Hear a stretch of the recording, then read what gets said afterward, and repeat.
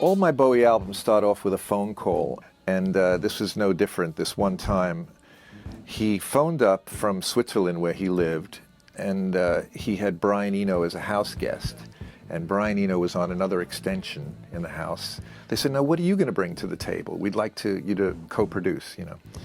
And I said, "Well," I've got, you know, a couple of nice digital devices in my studio, and one I just got recently. It's called a Harmonizer." And they said, "Well, what does it do?" And I said, "Hard to explain, but if I said what it does, I would say that it fucks with the fabric of time." And they dropped their phones, and I heard whoop whoop, you know, like jumping around. They needed to hear something like that to, you know, this is missing piece, obviously. The 910 was a big deal because it was the first time we could make a sound that we could enhance that much in the control room. Roy Cicala, who was the owner of the record plant in New York, Roy used it on mixing Walls and Bridges. Whatever gets you through the night, it's all right, it's all right. Then I started using them on other projects like Because the Night. I remember using it on Tom Petty's Damn the Torpedoes. Don't do it like that. Don't do it like that. Oh, I love you, baby. Don't do it like And I remember using it on the intro to Suzanne Vega's Luca. And there was a guitar part that the strings were just sort of plucked. The 910 enhanced it to the point where it sounded, it just made it sound like a better recording and more fun to listen to. And I think that's what it always comes down to, is do you enjoy listening to the sound of the music with the song, the lyrics, the melody. I think it all has to sound like it came in the same car together to the session, if you know what I mean. And I could do it with that. My name is Luca. With that 910.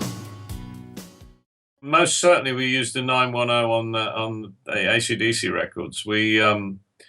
It was more significantly on Back in Black. Actually, was using, and it only works with a 910 properly. Yeah, I mean, I've tried it ever since with all sorts of other tuning devices, but it just isn't quite the same. And that's where all the thickness and fatness came. Well, you know, the H910, actually, it was on one of my first big records that I really popped.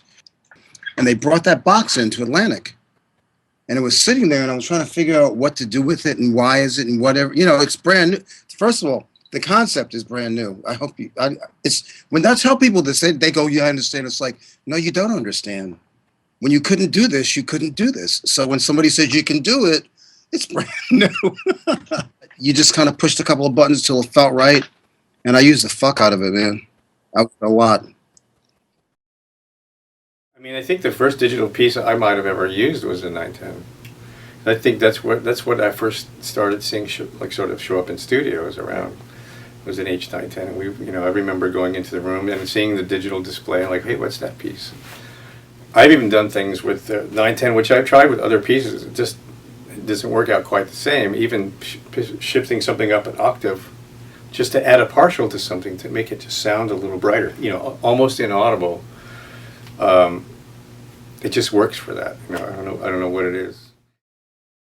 The 910 Harmonizer was the staple of records that I'd mixed, and also, if I had a voice, I'd put a second one and I'd sneak that in there to give you a doubling effect on the voice. Can it work? Great, because it was not stable. It's unstable enough that you can double a voice and it sounds natural, and it just wavers around that pitch just enough, and it's fat sounding. So we like that. Well, the first thing that comes to mind is when it came out, it was like we'd gone into the 22nd century. It was like the first piece of equipment that wasn't reverb, wasn't a delay, wasn't a compressor, wasn't an EQ. It did something different. It was one of those things that once you started to play around with it, you realise what an exciting bit of gear it was. It wasn't just adding a bit of pitch to something. If you just move that knob just enough so it starts shaking between 99 and 100, you're going just a little bit flat. But it's not a whole lot of flat because it keeps trying to find itself. And then on the other side, it would be 100 to 101, I guess, right? And it would be just shaking. And you had to get that thing just to shake. And then you would send a vocal to it, right, and you would get this warm musical spread. You know, we basically tried to do everything we could with it because we now had this effect toy that, you know, was just so new to all of us. So we put it through everything. Yes, at Windmill Lane we had two Eventide H910s, and that was the first piece of digital delay audio that I ever came across. And one of our favorite tricks was to use it to detune snares. Let me see, it would be on the War album, Under a Blood Red Sky, and definitely on Unforgettable Fire. All three of those records, for sure.